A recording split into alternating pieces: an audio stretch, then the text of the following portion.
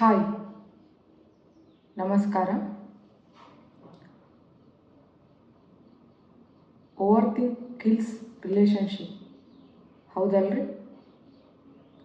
ಹೆಂಗೆ ಅಂತ ನೋಡೋಣ್ರಿ. ಇವತ್ತು ಜನ ಎಲ್ಲ ಕನ್ಫ್ಯೂಸ್ ಮಾಡ್ಕೊಂಡ್ಬಿಟ್ಟಾರ ಥಿಂಕಿಗೆ, ಓವರ್ ಥಿಂಕಿಗೆ. ಒಂದು ಸಣ್ಣ ಎಕ್ಸಾಂಪಲ್ ಕೊಡ್ತೀನಿ ರೀ. ಓವರ್ ಥಿಂಕಿಗೆ ಮತ್ತು ಥಿಂಕ್ ಮಾಡೋದಕ್ಕೆ ಡಿಫ್ರೆನ್ಸ್ ಏನಪ್ಪ ಅಂತಂದ್ರೆ, ಫಾರ್ ಎಕ್ಸಾಂಪಲ್, ಇವಾಗ ನಮ್ಮ ಹತ್ರ 1000 ರೂಪೀಸ್ ಅದು. ನಾವೇನು ಪ್ಲ್ಯಾನ್ ಮಾಡ್ತೀವಿ, ನಾಳೆ 1000 ರೂಪೀಸ್ನಾಗ ಏನು ತೊಗೋಬೇಕು ಒಂದು ಲಿಸ್ಟ್ ಮಾಡ್ತೀವಿ, ಗ್ರಾಸರಿ ಲಿಸ್ಟು, ಅದು ಲಿಸ್ಟು. That is thinking. ಇನ್ನು ಓವರ್ ಥಿಂಕಿಂಗ್ ಏನಪ್ಪ ಅಂತಂದ್ರೆ, ನನ್ನ ಹತ್ರ 1000 ರೂಪೀಸೇ ಅದಾವೆ, ನಾ ಅದು ತೊಗೋಬೇಕು, ನಾ ಇದು ತೊಗೋಬೇಕು, ಇದ್ರಾಗ ಇದು ಬರುತ್ತೆ. 1000 ರೂಪೀಸ್ ಖಾಲಿ ಆದರೆ ನಮ್ಮ ಹತ್ರ ಏನು ಇರ್ತೈತಿ? ಏನೂ ಇರೋಂಗಿಲ್ಲ. ಈ ಈ ಈ ಮೋಡೊಳಗೆ ಹೋಗ್ತೀವಲ್ರಿ ನಾವು, ಇದಕ್ಕೆ ಓವರ್ ಥಿಂಕ್ ಅಂತಾರೆ ರೀ. ಮತ್ತು ಯಾವ ಥರ ಓವರ್ ಥಿಂಕ್ ರಿಲೇಷನ್ಶಿಪ್ನ ಹಾಳು ಮಾಡ್ತೈತೆ ಅಂತಂದ್ರೆ, ಎಕ್ಸಾಂಪಲ್ ಹೇಳ್ತೀನಿ ರೀ. ನಾನು ಹೆಂಗೆ ಅದರಿಂದ ಓವರ್ಕಮ್ ಮಾಡಿದೆ ಅಂತಂದ್ರೆ, ಓವರ್ಕಮ್ ಅನ್ನೋಕ್ಕಿಂತ ಇನ್ನೂ ಕೆಲವೊಂದು ಸಲ ಹಂಗೆ ಆಗ್ತೈತ್ರಿ. But I got a logic. ಹಿಂಗಾದಾಗ ನಾನು ಏನು ಮಾಡಬೇಕು ಅಂತ ನನಗೊಂದು ಲಾಜಿಕ್ ಸಿಕ್ಬಿಟ್ಟೈತಿ. ಅದು ಹೆಂಗೆ ಅಂತ ಹೇಳ್ತೀನಿ ನೋಡ್ರಿ. ಫಾರ್ ಎಕ್ಸಾಂಪಲ್, ಲೈಫ್ನಾಗ ಎಲ್ಲರೂ ಒಬ್ಬರಲ್ಲ ಒಬ್ಬರ ಮೇಲೆ ಡಿಪೆಂಡ್ ಆಗಿರ್ತಾರೆ. ಯಾವ ಥರ ಡಿಪೆಂಡೆಂಟ್ ಅಂದ್ರೆ, ನಮಗೊಬ್ಬರು ಶೇರ್ ಮಾಡ್ಕೊಳಕ್ಕೆ ಬೇಕಾಗಿರ್ತಾರೆ. ನಮ್ಗೆ ಏನೇ ಆಗಲಿ ಪ್ರತಿಯೊಂದೂ ಒಬ್ಬರ ಹತ್ರ ಶೇರ್ ಮಾಡ್ಕೊಳ್ಳೇಬೇಕಾಗಿರ್ತೈತೆ ನಾವು. ಫಾರ್ ಎಕ್ಸಾಂಪಲ್, ಇವಾಗ ನನ್ನ ಲೈಫ್ನಾಗ ನನ್ನ ಹಸ್ಬೆಂಡ್, ನಾನು ಪ್ರತಿಯೊಂದು ಸಣ್ಣದು ದೊಡ್ಡದು ಏನೇ ಇರಲಿ ಅವ್ರ ಹತ್ರ ಶೇರ್ ಮಾಡ್ತೀನಿ. ಈಗ ಎಲ್ಲರ ಜೀವನದಾಗೂ ಆ ಥರ ಒಬ್ಬರು ವ್ಯಕ್ತಿಗಳಿರ್ತಾರೆ ಅಂತ ತಿಳ್ಕೊರಿ. ಇವತ್ತಿನ ದಿನ ಏನೋ ಆಯಿತು, ನಾವು ಅವ್ರಿಗೆ ಕಾಲ್ ಮಾಡಿದ್ವಿ, ಅವರು ಬೇರೆ ಊರಾಗಿರ್ತಾರೆ ಅಂತ ತಿಳ್ಕೊರಿ. ಫಾರ್ ಎಕ್ಸಾಂಪಲ್, ಕಾಲ್ ಮಾಡಿದ್ವಿ, ಅವ್ರು ಕಾಲ್ ರಿಸೀವ್ ಮಾಡಲಿಲ್ಲ ಅಂತಂದ್ರೆ ಒಂದು 10 ಮಿನಿಟ್ಸ್ ಸುಮ್ಮನೆ ಇರ್ತೀವಿ. ಮತ್ತೆ ಕಾಲ್ ಮಾಡ್ತೀವಿ, ಮತ್ತೆ ಕಾಲ್ ರಿಸೀವ್ ಮಾಡಲಿಲ್ಲ ಅಂದರೆ ದೆನ್ ವಿ ಸ್ಟಾರ್ಟ್ ಏನಂತ. ಅದಕ್ಕಿಂತ ಮೊದಲು ಒಂದು ಸ್ವಲ್ಪ ಏನಾದರೂ ಮನಸ್ತಾಪ ಆಗಿತ್ತಂದ್ರೆ ನಂದು ಓವರ್ ಥಿಂಕ್ ಸ್ಟಾರ್ಟ್ ಆಗ್ತಿದ್ರೆ ಅಲ್ಲಿಂದ. ನನ್ನ ಕಾಲೇ ರಿಸೀವ್ ಮಾಡ್ತಿಲ್ಲ, ನಾನು ಅಷ್ಟೊಂದು ಮಾಡಿದ್ದೀನಿ ಅವರಿಗೆ, ನನ್ನ ಕಾಲೇ ರಿಸೀವ್ ಮಾಡಲ್ಲ ಅಂದರೆ ಎಷ್ಟಿರ್ಬೇಕು ಇವರಿಗೆ? ಹೆಂಗಂತಂದರೆ, ನಾವು ಇವಾಗ ಅವ್ರಿಗೆ ಕಾಲ್ ಮಾಡಿ ಶೇರ್ ಮಾಡ್ಬೇಕನ್ನೋ ಥಾಟ್ ಬಿಟ್ಟು ಈಗೋಯಿಸ್ಟಿಕ್ ಲೆವೆಲ್ನಾಗ ಹೋಗ್ಬಿಡ್ತೀವಿ. ನನ್ನ ಕಾಲೇ ರಿಸೀವ್ ಮಾಡ್ತಿಲ್ಲ ಅವರು, ನನ್ನ ಕಾಲೇ ಯಾಕೆ ರಿಸೀವ್ ಮಾಡೋಗ್ತಿಲ್ಲ. ಸೊ ಆ ಥರ ಈಗೋಯಿಸ್ಟಿಕ್ ಸ್ಟೇಟ್ನಾಗ ಹೋಗ್ಬಿಡ್ತೀವಿ. ಸುಮ್ಮನೆ 108 ಕ್ವಶನ್, ನಾನು ಇವ್ರ ಮೇಲೆ ಇಷ್ಟೊಂದು ಡಿಪೆಂಡ್ ಆದೆ, ನಾನು ಯಾಕೆ ಇವ್ರಿಗೆ ಕಾಲ್ ಮಾಡಬೇಕು? ಇದೆಲ್ಲ ಬರ್ತಿರ್ತೈತಲ್ಲ, ಅವಾಗ ಒಂದು ಸಣ್ಣ ಲಾಜಿಕ್ ಓಡಿಸ್ರಿ. ಈ ಎಮೋಷ್ನಲ್ ಟ್ರ್ಯಾಕ್ನಾಗ ಬೀಳ್ತಿರ್ತಿರಲ್ಲ, ಅವಾಗ ಒಂದು ಸಣ್ಣ ಲಾಜಿಕ್ ಏನಪ್ಪ ಅಂತಂದ್ರೆ, ಮೇ ಬಿ ಅವ್ರು ಬ್ಯುಸಿ ಇರ್ಬೋದಲ್ರಿ, ಮೇ ಬಿ ಅವ್ರ ಫೋನ್ ಸೈಲೆಂಟ್ನಾಗ ಇರ್ಬೋದಲ್ಲ, ಹಂಗಾಗಿ ಕಾಲ್ ರಿಸೀವ್ ಮಾಡೋಕತ್ತಿಲ್ಲಲ್ಲ. ಅದು ಒಂದು ಲಾಜಿಕ್ ಥಾಟ್ ನಿಮಗೆ ಯಾವ ಲೆವೆಲಿಗೆ ಫ್ರೀ ಆಗ್ತೈತೆ ನಿಮ್ಮ ಮೈಂಡ್ ಅಂತಂದ್ರೆ, ನೀವು ಹೆಂಗೆ ಎಮೋಷ್ನಲ್ ಟ್ರ್ಯಾಕ್ನಾಗ ಬೀಳ್ತಿದ್ರಲ್ಲ, ಇವಾಗ ನನ್ನ ಕಾಲೇ ರಿಸೀವ್ ಮಾಡ್ತಿಲ್ಲ ಅಂತ, ಆ ಮೂಮೆಂಟಿಗೆ ನೀವು ಒಂದು ಎನರ್ಜಿಲಿಂತ ಹಿಂಗೆ ಹಿಡ್ಕೊಂಬಿಟ್ಟಂಗೆ ಆಗಿರ್ತೈತೆ. ನಿಮ್ಮ ಎನರ್ಜಿ ನೀವು ಯಾವ ಲೆವೆಲಿಗೆ ಕಟ್ ಹಾಕಿದಂಗೆ ಆಗಿರುತ್ತೆ. ಇರಿಟೇಷನ್ನು, ಆ್ಯಂಗ್ರಿ ಎಲ್ಲ ಬರ್ತಿರ್ತೈತೆ ಆ ಟೈಮ್ನಾಗ. ಬಟ್ ಅದೊಂದೇ ಲಾಜಿಕ್ ಯೂಸ್ ಮಾಡಿ ನೋಡಿರಿ. ಮೇ ಬಿ ಹಿಂಗೂ ಆಗಿರ್ಬೋದಲ್ಲ ಸಿಚುವೇಶನ್ ಅನ್ನೋ ಒಂದು ಲಾಜಿಕ್ ಯೂಸ್ ಮಾಡಿಬಿಟ್ರೆ ಅಂದ್ರೆ, ಆ ಎಮೋಷ್ನಲ್ ಟ್ರ್ಯಾಕ್ನಾಗ ಬೀಳೋದು ಹೊರಗೆ ಬಂದುಬಿಡ್ತೀರಿ. ಅವಾಗ ನೀವು ಫೀಲ್ ಹೆಂಗಾಗ್ತಾರೆ, full light feel, like full ಏನೋ ಒಂದು ಫ್ರೀಡಮ್ ಸಿಕ್ಕಂಗೆ. ನೀವು ಆ್ಯಂಗ್ರಿ, ಇರಿಟೇಷನ್ ಎಲ್ಲ ಹೋಗ್ಬಿಡ್ತೈತೆ ಅದೊಂದು ಲಾಜಿಕ್ ಯೂಸ್ ಮಾಡಿಬಿಟ್ರೆ ಅಂದ್ರೆ. ಇಲ್ಲಾಂದ್ರೆ ನೀವು ಓವರ್ ಥಿಂಕ್ ಮಾಡ್ಕೊತ ಹೆಂಗಾಗಿಬಿಡ್ತೈತೆ ಅಂತಂದ್ರೆ, ಎಮೋಷ್ನಲ್ ಟ್ರ್ಯಾಕ್ನಾಗ ಬಿದ್ದು ಇರೋ ರಿಲೇಷನ್ಶಿಪ್ನ ಹಾಳು ಮಾಡ್ಕೊಂಡ್ಬಿಡ್ತೀರಿ. ಯಾವ ಥರ ಇರೋ ರಿಲೇಷನ್ಶಿಪ್ನ ಹಾಳು ಮಾಡ್ಕೋತೀರಿ ಅಂದ್ರೆ, ಫಾರ್ ಎಕ್ಸಾಂಪಲ್, ನೀವು ಅಷ್ಟು ಸಿಟ್ನಾಗ ಇರ್ತೀರ, 1-2 ಅವರ್ಸ್ ಆದಮೇಲೆ ನಿಮಗೆ ಬೇಕಾದವ್ರು ಕಾಲ್ ಮಾಡಿರ ಅಂತ ತಿಳ್ಕೊರಿ.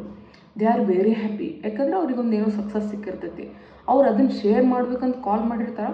ಬಟ್ ನೀವು ಇನ್ನೂ ಅದೇ ಈಗೋದೊಳಗೆ ಇರ್ತೀರಿ, ಓವರ್ ಥಿಂಕ್ ಮಾಡೋದ್ರಾಗೆ ಇರ್ತೀರಿ. ಅವರು ಫಸ್ಟ್ ಕಾಲ್ ಮಾಡೋಣ, ನೀವು ಅದೇ ಕ್ವಶನ್, ನನ್ನ ಕಾಲೇ ನೀವು ಯಾಕೆ ರಿಸೀವ್ ಮಾಡಲಿಲ್ಲ ಅಂತ.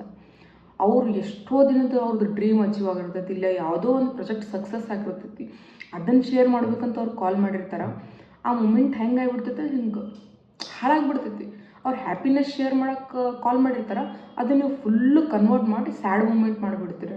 ಸೊ ನಿಮ್ಮ ಓವರ್ ಥಿಂಕ್ಲಿಂತ ನಿಮ್ಮದು ಹ್ಯಾಪಿನೆಸ್ಸು ಹಾಳ, ಅವ್ರದ್ದು ಹ್ಯಾಪಿನೆಸ್ಸು ಹಾಳ. ಇದರಿಂದ ಏನಾಗ್ಬಿಡ್ತೈತೆ, ರಿಲೇಷನ್ಶಿಪ್ ಹಾಳಾಗಿಬಿಡ್ತೈತಿ. ಅದನ್ನೇ ನೀವು ಲಾಜಿಕ್ಕಾಗಿ ಥಿಂಕ್ ಮಾಡಿ, ಮೇ ಬಿ ಅವ್ರು ಬ್ಯುಸಿ ಇರ್ಬೋದಲ್ಲ ಅಂತ ಒಂದು ಥಾಟ್ ಇಟ್ರಿ, ಅವ್ರು ಕಾಲ್ ಮಾಡಿದಾಗ ಅದೇ ಒಂದು ಲಾಜಿಕ್ಲಿಂತ ಯಾಕೆ ಕಾಲ್ ರಿಸೀವ್ ಮಾಡಿಲ್ಲ ಅಂದರೆ, ದೇ ವಿಲ್ ಎಕ್ಸ್ಪ್ಲೇನ್. ಅವ್ರದ್ದು ಹಿಂಗೆ ಒಂದು ಮೀಟಿಂಗ್ ಇತ್ತು, ಅದು ಅಚೀವ್ ಆಯಿತು ಅಂದಾಗ ಅವಾಗ ನಿಮಗೂ ಖುಷಿ, ಅವರಿಗೂ ಖುಷಿ ಅಲ್ಲ. ಇದು ಒಂದು ಟ್ರಿಕ್ಕನ್ನು ಒಂದು ಸಲ ಕಲ್ತು ಬಿಡ್ರಿ, ಎಲ್ಲದ್ರಾಗೂ ಈ ಲಾಜಿಕ್ ಅಪ್ಲೈ ಮಾಡ್ಕೊತ ಹೋಗ್ಬೇಕ್ರಿ. ಇದು ಒಂದೇ ಅಂತಲ್ಲ, ರಿಲೇಷನ್ ಫಾರ್ ಎಕ್ಸಾಂಪಲ್ ವರ್ಕಲ್ಲೂ ಹಿಂಗೆ ಆಗ್ತೈತೆ ರೀ. ನಾವು ಓವರ್ ಥಿಂಕ್ ಮಾಡಿದಾಗ ಅದ್ರಾಗ ಒಂದು ಏನೋ ಒಂದು ಲಾಜಿಕ್ ಯೂಸ್ ಮಾಡಿಕೊಂಡು ಹೊರಗೆ ಬಂದುಬಿಡ್ರಿ, you feel like very light. ಹೆಂಗೆ ಲೈಟ್ ಫೀಲ್ ಆಗ್ತೀರ ಅಂತಂದ್ರೆ ಇನ್ನೊಮ್ಮೆ ಆ ಸಿಚುವೇಶನ್ನಾಗೆ ಬಿಡಂಗಿಲ್ಲ ನೀವು. ಎಲ್ಲದ್ರಾಗೂ ಹಂಗೆ ರೀ. ನಾವು ಬೆಳಗ್ಗೆ ಎದ್ದ ತಕ್ಷಣ ಇಷ್ಟು ಓವರ್ ಥಿಂಕ್ ಮಾಡಿ ಹೇಳ್ತೀವಲ್ಲ, ನಾ ಅದನ್ನು ಹೌಸ್ ವೈಫ್ಸ್ ಅಂದ್ರೆ ನಾ ಅದನ್ನು ಕೆಲಸ ಮಾಡ್ಬೇಕು, ನಾ ಇದನ್ನು ಅಡುಗೆ ಮಾಡ್ಬೇಕು, ಏನು ರೀ ಫುಲ್ಲು ಲೈಟ್ ಮೂಡ್ಲಿಂತ ಫುಲ್ ಹ್ಯಾಪಿಯಾಗಿ ಎದ್ದೇಳ್ರಿ. ಯಾವ ಥರ ಅಂದ್ರೆ thank you universe, thank you God, ಇವತ್ತು ನನ್ನ ದಿನ, ನಾನು ಫುಲ್ಲು ಖುಷಿಯಾಗಿದ್ದೀನಿ ಅಂತ ಹೇಳ್ರಿ. ನಿಮ್ಮ 2 hours ಒಳಗೆ ಮುಗಿ ಕೆಲಸ 1 hour ಒಳಗೆ ಮುಗಿತೈತಿ. ಯಾಕಂದ್ರೆ ನಿಮ್ಗೆ ಅದು ಲಾಜಿಕ್ ಸಿಕ್ಬಿಟ್ಟೈತಿ. ಎಮೋಷ್ನಲ್ ಟ್ರ್ಯಾಕ್ಗೆ ಹೋಗೋದು ಬಿಟ್ಬಿಟ್ಟಿರಿ, ಎಲ್ಲನೂ ಲಾಜಿಕ್ಲಿಂತ ನೋಡಕತ್ತೀರಿ. ಅವಾಗ ನಿಮ್ದು ಲೈಫೇ ಚೇಂಜ್ ಆಗಿಬಿಡ್ತೈತಿ. ಈಗ ಪಾಪುಗಳು ಹಠ ಮಾಡೋ ನಿಮ್ಗೆ ಸಿಟ್ಟು ಬರ್ತೈತಲ್ರಿ, ಸಿಟ್ಟು ಬಂದಾಗ ಎಮೋಷ್ನಲ್ ಟ್ರ್ಯಾಕ್ನಾಗ ಹೋಗ್ಬೇಡ್ರಿ. ಯಾಕೆ ನನ್ನ ಮಗು ಹಿಂಗೆ ಆಡ್ತದ ಅಂತ ಒಂದು ಲಾಜಿಕ್ ಯೂಸ್ ಮಾಡಿರಿ. 7 yearsವರೆಗೂ ಮಗುಗೆ ಅದು ಏನು ಮಾಡತ್ತೋ ಅಂತ ಗೊತ್ತೇ ಇರೋಂಗಿಲ್ಲ. ಲಾಜಿಕಲಿ ಅದು ಬೆಳೆದಿರೋದೇ ಇಲ್ಲ. 7 years ಆದಮೇಲೆ ಅವ್ರು ತಮ್ಮ ಮಾಡೋ ಬಿಹೇವಿಯರ್ ಅದೆಲ್ಲ ಅವ್ರಿಗೆ ಅರ್ಥ ಹಾಕೋತ ಹೋಗ್ತೈತಿ. ಸೊ 7 year ಒಳಗೆ ಅವ್ರು ಏನು ಮಾಡಿದ್ರು ನಾವು ಏನೂ ರಿಯಾಕ್ಟೇ ಮಾಡ್ಬಾರ್ದು. ನನ್ನ ಕೇಳಿದ್ರೆ ಅದನ್ನು ನಾವು ಎಮೋಷ್ನಲ್ ಟ್ರ್ಯಾಕಿಗೆ ಹೋಗಿ ನಾವು ಆ್ಯಂಗ್ರಿಯಾಗಿ ಇರಿಟೇಷನ್ ಆಗೋಕ್ಕಿಂತ ಈ ಥರ ಒಂದು ಲಾಜಿಕ್ ಯೂಸ್ ಮಾಡಿರಿ. ಅವಾಗ you feel like very light. ಪಾಪ ಅವ್ರಿಗೆ ಏನು ಗೊತ್ತಾಗಂಗಿಲ್ಲ ಬಿಡಪ್ಪ ಅಂತ ಅದು ಒಂದು ಥಾಟ್ ಬಿಟ್ಟುಬಿಡ್ರಿ ನಿಮ್ಮ ಮೈಂಡಲ್ಲೇ. ನೀವು ಎಷ್ಟಂದ್ರೆ ಫುಲ್ ಆಕಾಶ ತೇಲಾಡ್ತಿರ್ತೀರಿ ಅದೊಂದು ಥಾಟ್ಲಿಂದ. ಆಮೇಲೆ ಎಲ್ಲನೂ ಲಾಜಿಕ್ಕಾಗಿ ನೋಡೋಕೆ ಬರೋಂಗಿಲ್ಲ. ರಿಲೇಷನ್ಶಿಪ್ ಅದೆಲ್ಲ ಎಮೋಷ್ನಲ್ ಆಗಿ ನೋಡಬೇಕು. ಎಲ್ಲೆಲ್ಲಿ ಎಮೋಷನ್ಸ್ ಕೊಡ್ಬೇಕು ಅಲ್ಲೆಲ್ಲೇ ಎಮೋಷನ್ಸ್ ಕೊಡಬೇಕು. ಅದನ್ನು ಬಿಟ್ಟು ನಾನು ಯಾಕೆ ನನ್ನ ಮಗುಗೆ ಪ್ರೀತಿ ತೋರಿಸ್ಲಿ ಅಂತೇಳಿ ಲಾಜಿಕ್ಕಾಗಿ ಥಿಂಕ್ ಮಾಡ್ಕೋತ ಹೊಂಟ್ರೆ ನಡೆಯೋಂಗಿಲ್ಲ. ಯಾವ ಮೂಮೆಂಟ್ ನಿಮಗೆ ಹಾರ್ಮ್ ಮಾಡೋಕತ್ತೈತಿ ಅದನ್ನಷ್ಟೇ ಲಾಜಿಕ್ಕಾಗಿ ಥಿಂಕ್ ಮಾಡಬೇಕು. ಓವರ್ ಥಿಂಕ್ ಮಾಡೋದು ನಿಮ್ಗೆ ಹಾರ್ಮ್ ಮಾಡೋಕತ್ತೈತಿಲ್ಲ ಅದನ್ನಷ್ಟೇ ನೀವು ಲಾಜಿಕ್ಕಾಗಿ ನೋಡಬೇಕು. ಅದನ್ನು ಬಿಟ್ಟು ಸರೌಂಡಿಂಗ್ ಎಲ್ಲ ಇರೋದನ್ನು ಲಾಜಿಕ್ಕಾಗಿ ನೋಡ್ಕೋತ ಹೊಂಟ್ರೆ ಇರೋ ಜೀವನನೂ ಹಾಳಾಗಿ ಹೋಗ್ಬಿಡ್ತೈತಿ. ಮತ್ತು ಆಮೇಲೆ ಏನಂತಾರೆ ಅಂದ್ರೆ ಇದೇ ಥರ ನೀವು ಇದ್ರಲಿಂತ ಹೆಂಗೆ ಅಂತಂದ್ರೆ ಕೆಲವೊಂದು ಎಲ್ಲ ಮೂಮೆಂಟ್ಸ್ನೂ ಹಾಳು ಮಾಡ್ಕೊಂಡ್ಬಿಡ್ತೀವಿ. ಈಗ ನೀವು ಓವರ್ ಥಿಂಕ್ ಮಾಡಿ ಮಾಡಿ ಮಕ್ಕಳ ಮೇಲೆ ರೇಗಾಡೋಕ್ಕಿಂತ ಅವ್ರ ಮೆಂಟಲ್ ಪೀಸು ಹಾಳ, ನಿಮ್ಮ ಮೆಂಟಲ್ ಪೀಸು ಹಾಳ, ಹೌದಲ್ಲ? ಇದು ಒಂದು ಸಲ ನಿಮಗೆ ಟ್ರ್ಯಾಕ್ ಸಿಕ್ಬಿಡ್ಲಿ ಲಾಜಿಕ್ಲಿಂತ ನೋಡ್ಬೇಕು ಅನ್ನೋದು, ಹಾಗೆ ಅದೇ ಟ್ರ್ಯಾಕ್ ಹಿಡ್ಕೊಂಡು ಮೇಲೆ ಹೋಗ್ತೀರಿ ನೀವು. ಹಾಗಂತೇಳಿ ನಾನೇನು ಫುಲ್ ಪರ್ಫೆಕ್ಟಾಗಿ ಓವರ್ ಥಿಂಕ್ಲಿಂತ ಹೊರಗೆ ಬಂದಿಲ್ಲ. ಬಟ್ ನನಗೆ ಗೊತ್ತಾಗ್ಬಿಟ್ಟೈತಿ ನಾ ಎಲ್ಲಿ ಓವರ್ ಥಿಂಕ್ ಮಾಡಾಕತ್ತೀನಿ, ನಾ ಹೆಂಗೆ ಹೊರಗೆ ಬರಬೇಕು ಅಂಥೇಳಿ. ಈಗ ಓವರ್ ಥಿಂಕ್ ಮಾಡೋರು ಹೆಂಗೆ ಮಾಡಿಬಿಡ್ತಾರೆ, ಯಾರಾದರೂ ಒಬ್ಬರು ಏನಾದರೂ ಒಂದು ಸಜೆಷನ್ ಕೊಟ್ಟು ಕೇಳಿದ್ರಲ್ಲ ಫುಲ್ ಇಷ್ಟು ಉದ್ದ ಸಜೆಷನ್ ಹೇಳೋದು. ಅವ್ರಿಗೆ ರಿಕ್ವೈರ್ಮೆಂಟೇ ಇರೋಂಗಿಲ್ಲ ರೀ. ಎದಕ್ಕೆ ನಾವು ಹೇಳಬೇಕು? ಅವ್ರ ಕಣ್ಣ ನಾವು ಹೆಂಗೆ ಚೀಪಾಗಿ ಹೋಗ್ಬಿಡ್ತೀವಿ. ಒಂದು ಸಜೆಷನ್ ಕೊಟ್ಟಿರ್ತಾರೆ ಇಲ್ಲೋ, ಅವ್ರಿಗೆ ಏನು ರಿಕ್ವೈರ್ಡ್ ಇರ್ತೈತಿಲ್ಲ ಅದು ಒಂದು ಸಜೆಷನ್ ಕೊಡ್ರಿ. ಆ ಸಜೆಷನ್ ಕೊಡೋದ್ರಾಗ ನಿಮ್ಗೆ ಬರೋ ಕೆಲಸ ಎಲ್ಲ ಬಿಟ್ಟು ಇಷ್ಟು ಉದ್ದ ಸಜೆಷನ್ ಕೊಡು ಅಂತ ಅವರು ಕೇಳಿರಂಗಿಲ್ಲ. ನೀವು ಇಷ್ಟು ಉದ್ದ ಸಜೆಷನ್ ಕೊಡೋದು ಏನಂತ ಓವರ್ ಥಿಂಕ್, ಅವ್ರು ನನ್ನ ನಂಬೇಗ ಮೆಸೇಜ್ ಮಾಡ್ಯಾರ, ನಾ ಅವ್ರಿಗೆ ಸಜೆಷನ್ ಕೊಡಲೇಬೇಕು, ಹಂಗೆ ಎಲ್ಲಿ ಬರ್ದಿಲ್ಲ ರೀ. ಕೇಳ್ಯಾರಲ್ಲ, ನಿಮ್ಮ ನಂಬಿ ಒಂದು ಸಜೆಷನ್ ಕೇಳ್ಯಾರಲ್ಲ, ಒಂದೇ ಸಜೆಷನ್ ಕೊಟ್ಟು ಸಾಕು. ನೀವು ಅದನ್ನು ಬಿಟ್ಟು ಇಷ್ಟುದ್ದ ಸಜೆಷನ್ ಕೊಟ್ಟು ಅವ್ರ ಕಣ್ಣಾಗೂ ಕೆಟ್ಟವ್ರು ಆಗಬೇಡ್ರಿ. ಅದು ಓವರ್ ಥಿಂಕ್ ಮಾಡೋರಿಗೆ ಏನಾಗ್ಬಿಡ್ತೈತಿ, ನನಗೆ ಅಪ್ರಿಷಿಯೇಷನೇ ಸಿಗಲ್ಲ ಅನ್ನೋ ಲೆವೆಲ್ನಾಗ ಹೋಗಿಬಿಡ್ತಾರೆ. ನಿಮ್ಗೆ ಯಾಕೆ ಬೇರೆಯವ್ರದ್ದು ಅಪ್ರಿಷಿಯೇಷನ್ ಬೇಕು ಹೇಳ್ರಿ? ನಿಮಗೆ ಗೊತ್ತಲ್ಲ ನೀವೇನು ಮಾಡಕತ್ತೀರಂತ, ನಿಮಗೆ ಗೊತ್ತಲ್ಲ ಯೂನಿವರ್ಸಿಗೆ ಗೊತ್ತಲ್ಲ ನೀವೇನು ಮಾಡತ್ತೀರಂತ. ಯಾರ್ದು ಅಪ್ರಿಷಿಯೇಷನ್ ಕಾಯೋಕ್ಕೆ ಹೋಗ್ಬೇಡ್ರಿ. ನಿಮ್ಮ ಮೆಂಟಲ್ ಪೀಸ್ ಭಾಳ ಇಂಪಾರ್ಟೆಂಟ. ನೆಕ್ಸ್ಟ್ ನೀವು ಮೆಂಟಲಿ ಸ್ಟ್ರಾಂಗ್ ಆಗಿದ್ರಿ ಅಂದ್ರೆ ನಿಮ್ಮ ಫ್ಯಾಮಿಲಿನ ನೋಡ್ಕೊಳಕ್ಕೆ ಸ್ಟ್ರಾಂಗ್ ಆಗಿರ್ತೀರಿ.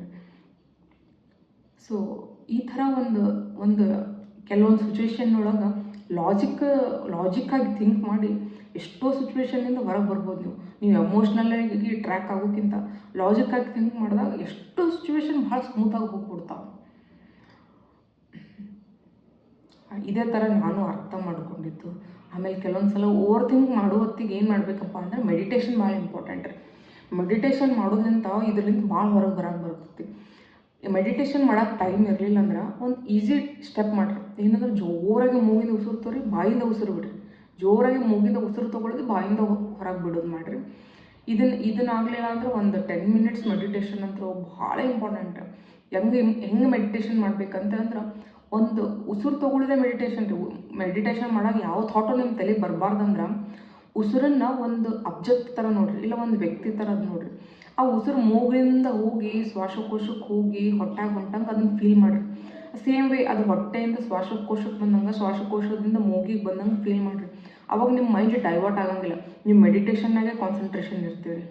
ಸೊ ಈ ಥರನೂ ಮೆಡಿಟೇಷನ್ ಮಾಡಿನೂ ನೀವು ಹೊರಗೆ ಬರ್ಬೋದು. ಇಷ್ಟೊತ್ತು ನನಗೇನು ಅನಿಸ್ತದೆ ನಾ ಹೇಳೀನಿ ರೀ. ನಿಮಗೆ ವಿಡಿಯೋ ಇಷ್ಟ ಆಗಿತ್ತು ಅಂದ್ರೆ ಲೈಕ್ ಮಾಡಿರಿ. Thank you so much.